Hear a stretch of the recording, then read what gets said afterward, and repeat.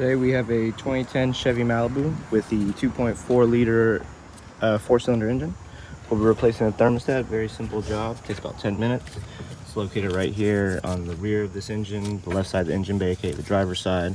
It's only held in with two bolts, number 10s, two number 10s right there, one on the bottom, one on top.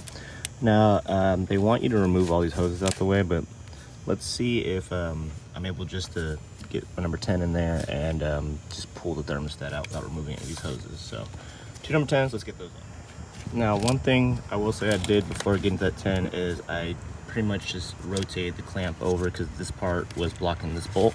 So now that I've rotated, I might put it back, I might not, just leave it alone as long as it's clamping.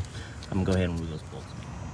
All right, so my two 10s removed. I'm just gonna pull back slightly, and as you can see, the thermostat is there. I'm just go ahead and pull that out, but also I don't see a jiggle valve on this, but I'm gonna take note of how it's sitting in there, and I'm gonna basically put it in the exact same way. So let me get this out, and then we're gonna go ahead and clean up all this little gunk here at the same time before we install the new one. And obviously we're gonna refill the coolant and keep a bucket below. So it's in like this with this little, that's not really a jiggle valve, but some sort of, I don't know, impression relief valve. We're gonna go ahead and put it in the exact same direction like so. Let's go ahead and clean this up first and get all that gunk off the housing there. All right, so I cleaned up that housing a bit, went ahead and put the new thermostat in, similar positions. I took it out the old one. New gasket, no silicone needed, just get a new gasket.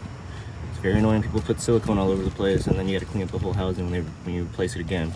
So now we're just gonna put this on top, thread our 10s in and torque it down to 89 inch-pounds or 10 Newton meters. Okay guys, so I have my thermostat installed, the two bolts torqued to 89 inch-pounds. I went ahead and put my clamp back in the same position. Now would I do it this way again? Probably so, because I know how hard sometimes these hoses get, or like, you know, you have to like shove a pick down here and try to yank them out. So I probably would do this exact same way again, just to avoid having to fight with the hoses. So that's pretty much it. Let's just top off the coolant and run it and make sure no leaks and everything's good. So thanks for watching. Please like, subscribe, more videos to come.